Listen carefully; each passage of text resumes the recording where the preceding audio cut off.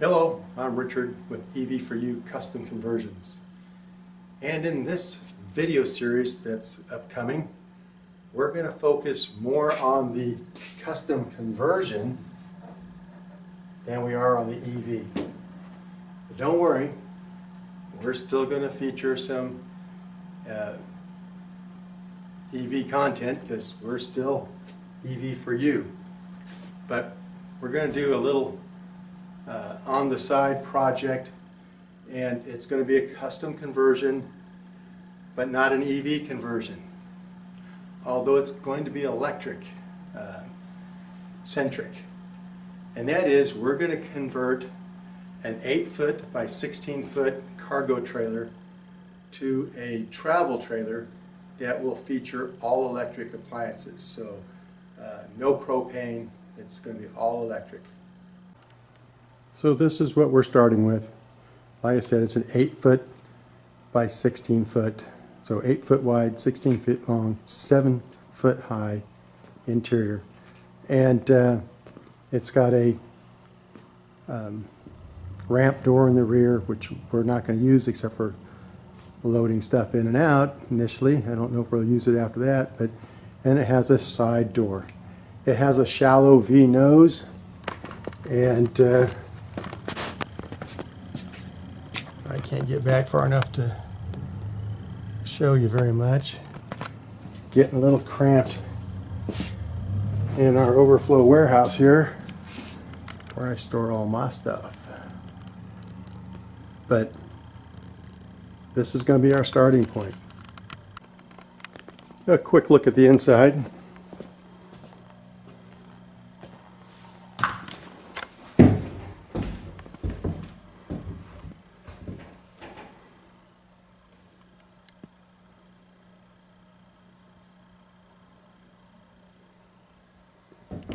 It's finished in the inside. Not many of them are finished in the inside, but it doesn't really matter. We're going to tear it all out.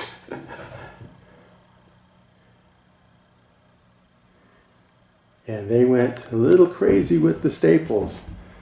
What happens is you give somebody a pneumatic staple gun, they just go bang, bang, bang, bang, bang. So it's not going to come out too easy. We're going to have to, all that little trim stuff is going to have to be removed, and then I'm sure there's going to be a bunch of staples that have to be pulled, but not a big deal. So that's what our starting point looks like. Well, I hope you join us for this video series. It'll probably go for months as we go through the process of converting this to an all-electric travel trailer, and we'll give you the highlights and you know, the challenges. We've got a lot of items that we want to include in this build, and there really isn't that much room. It's smaller than our car trailer, and so you know, it's going to be a challenge. It's taller than the car trailer, but it's not as wide and not as long. So hope you join us, and stick around for more EV conversion videos coming up. One of the first things I'll be doing will be removing stickers, because there's stickers all over this thing. Between advertising and warnings, there's just stickers everywhere, inside and out. Well, welcome to the demolition portion.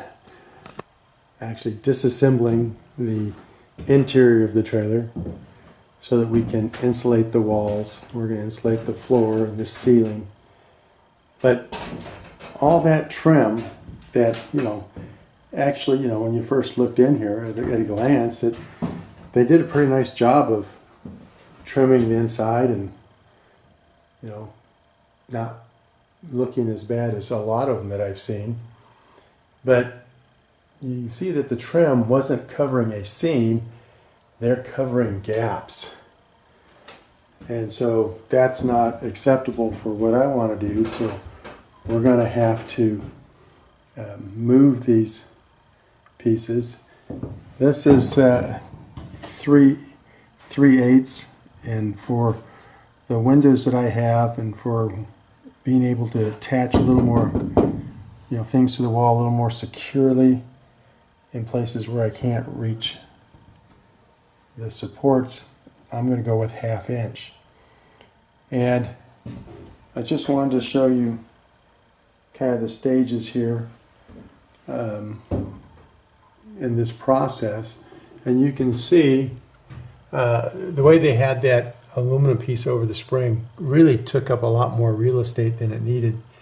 And so we'll be encasing this in wood, doing away with that. The ceiling, they just put some furring strips that they were able to staple to. And let me tell you, there's no shortage of staples. You can see that this is a kind of a U-channel that they're using. And this isn't structural, this is just here to support the, or provide an attachment point for the skin. You can see the screws where they go through the aluminum skin. And then for our plywood attachment. And so that's the purpose of these 16-inch on center U pieces. Now we have this one right here, which is, inverted the other way. You can see these are just, tacked in there. They're not welded very well. But this is a structural piece, and again, these are not certified welders, obviously. I don't weld, and I can do better than that. Anyway, that's what's going on. So we can look, deep channel there, that's where it goes down to the frame. Little vent on the outside. Look at that. So, they got all the wiring, goes through the aluminum skin there, just jagged edge, nothing to protect the wire. So, that has to be rectified.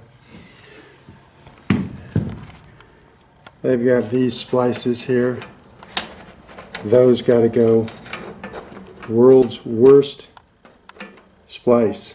I hate those things. And of course the wire's just all loose in here to rattle around. And to, maybe get caught in the spring pulley or something. Just quickie job. We'll fix all this up. Stick it in some split loom. Replace the cheapo connectors with something better. Protect the wiring from any possible chafing and that sort of thing. So, a lot of work to do in doing one of these conversions, but it's like anything else, you just do it one step at a time. Well, this is the 50-gallon water tank, and I know there's no scale on the camera here, but it's about 39 inches from the intersection of the front V and the side wall. And the shower I have is a 32-inch shower, and by the time the thickness of the wall and that shower, it's going to be a close fit. And so I'm not sure if it's going to be able to fit in front of the fender well or not. So that still remains to be seen. And I don't know if I'm going to put it in the vertical position or the horizontal position. So just don't know yet. Just have to wait and see. If it's in the horizontal position, I think I have room under the counter to put the hot water heater. You know, I had everything penciled out. I just kind of like to visualize things also. So I took photos to refer to and just kind of letting you know the thought process in all this. So the tank has 4 pre-attached fittings. So I'm going to use one of the large ones for the fill and one large one we won't use, and we'll use one of the smaller ones for the supply, and the other small one will be for the vent. And like I said, it's 50 gallons, and I don't off the top of my head know the exact dimensions, but it's a pretty good sized tank. But that's as large as I dared go, but I wanted to get as much water supply as possible, give us as much time, since all of our electric and everything, it's all all of our appliances, everything will be electric, and so the real limitation is going to be on our water.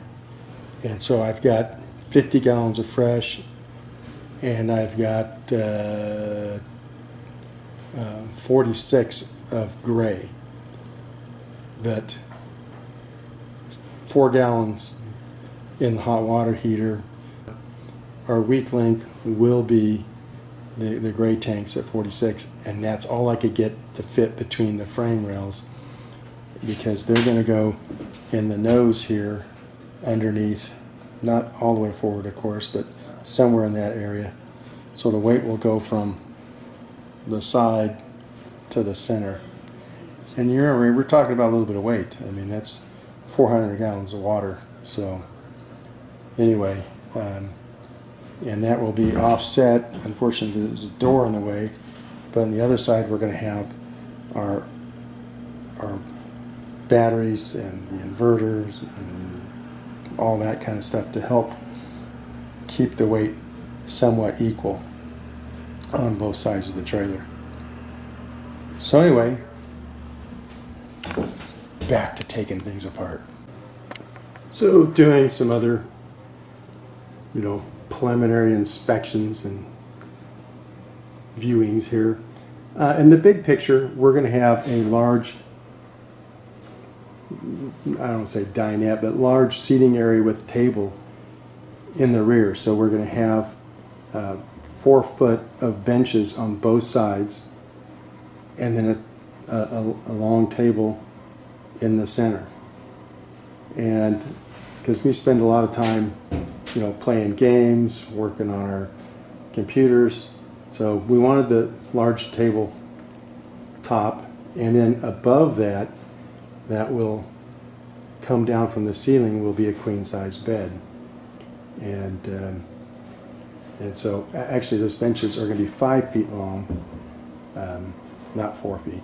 But anyway, because the bed's going to go this way, and it is 50 or 60 inches wide, 60 by 80, queen size. So anyway,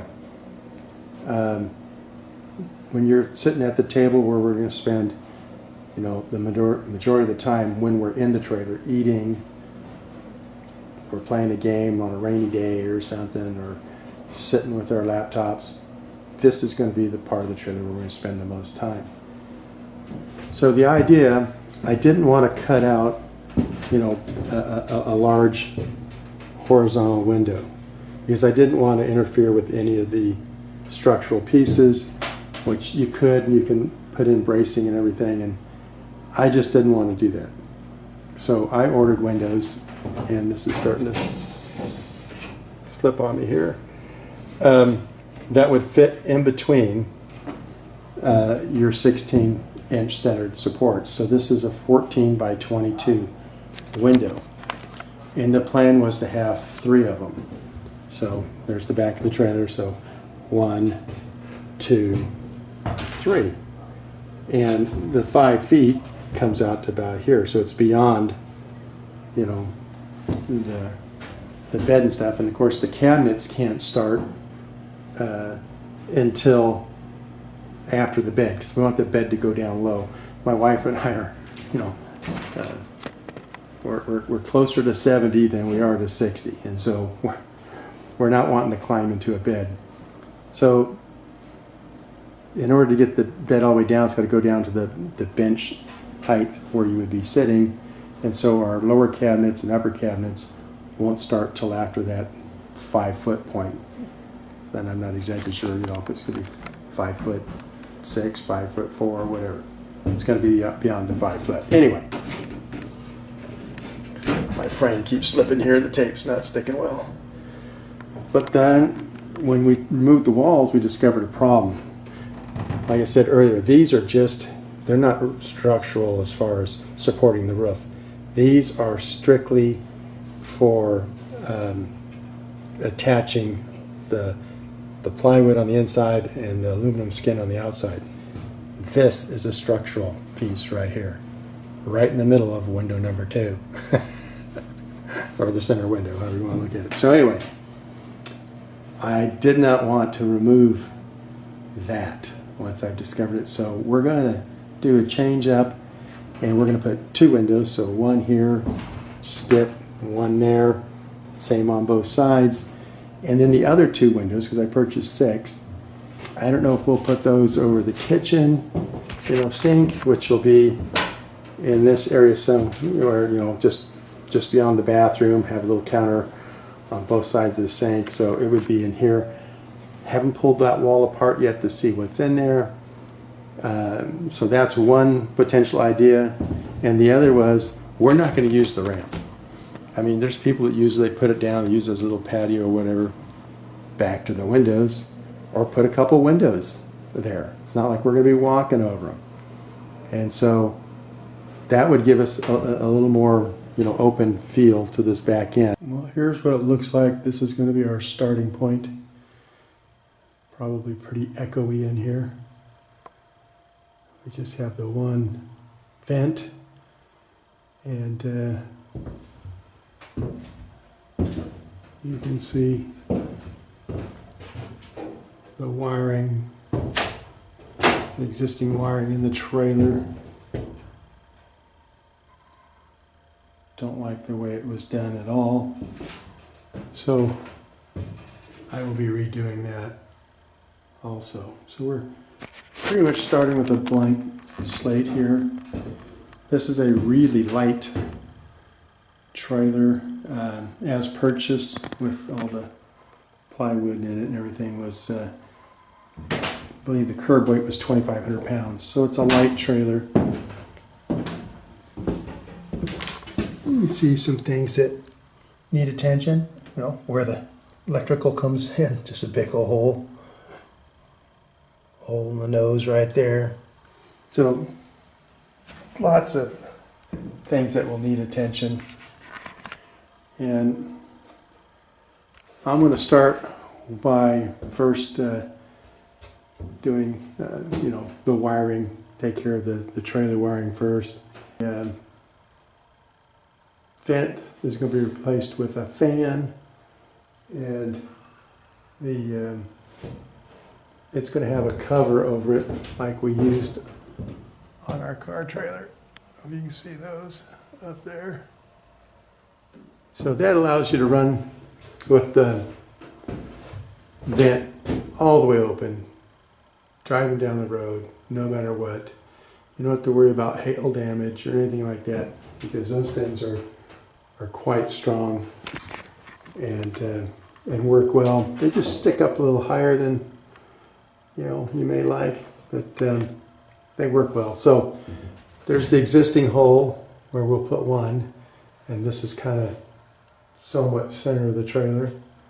Will definitely be close to the kitchen sink and cooking areas. And then there's going to be one up in this area, which will be the bathroom. And so we'll have 2 fans in here, one in the main area and one in the bathroom. While it's in this condition, I'm also going to install the alarm system as well as the camera system.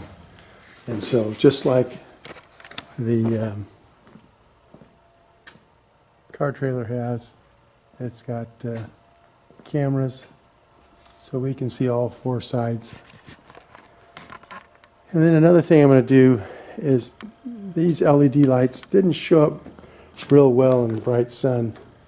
And so I'm thinking about adding, and we'll do that when we get to the floor, or the ramp. That'll be one of the last things as far as insulating and stuff I'm going to get to, be the ramp. But I'm going to put some lights up at the top of the ramp here. Hang on. So the upper corners, I'll put, additional brake and turn signal lights up there. So they'll be seen above a lot of the traffic. I have a buddy that years ago had a trailer that came with lights up there, and boy, it was nice. You could see what he was doing, even if there was cars between us. And so, anyway, another thing on the to-do list. So, like I said, gonna do the vents, the rough in the wiring, alarm, cameras, and then solar. So those are my vents, and the box is right there. And there's a piece of the channel, slotted channel. Anyway, there's going to be 800 watts of solar on the roof of this thing. There will be 4 channels up there, and the channels are going to be adhered to the roof. I'm not going to drill any holes in the roof except for the vents, and then the cameras will be on the side. But if you know me from our EV conversions, I don't like drilling holes in tanks. I drilled my first holes in the trailer. I added this latch keeper, or whatever you call it, so that when you're in the trailer, you don't have to worry about being locked in. So I can, use the same lock I used to lock the door, to lock it, the bar in the open position. So I had to drill 2 holes, and when I drilled the first one, got my measurement from the seam, and then I went to do the next one, and I just rotated this a little bit so I could drill that bottom hole, and that was a mistake. Got my first scratch too. And so it seems like this scratch is real easy, so lesson learned there. But if I silicone the snot out of it like they did here, it'll probably cover the scratch. I don't know which one bothers me more, this glob of silicone or the scratch. Well, I redid the trailer wiring. These 2 white wires hanging from the ceiling. They're just placeholders to show where the 2 dome lights will go. These will be switched on when you first walk into the trailer, just so you can see what you're doing. There will be other lighting, but these are the original ones. We relocated the rear one here. The front one will actually be in the bathroom. And so it'll just be 1 light as you walk in the door, unless you flip a switch and select others. But anyway, redid the wiring. Before, it went up the nose and down this side and across behind the springs here, and then down. And what was funny about this was that they brought, the wire from the clearance side up here down. I mean, they ran a lot of unnecessary wiring. We had a lot of wire left over after we redid this. So what we did is it comes in from the bottom. This is where it comes in from the tongue.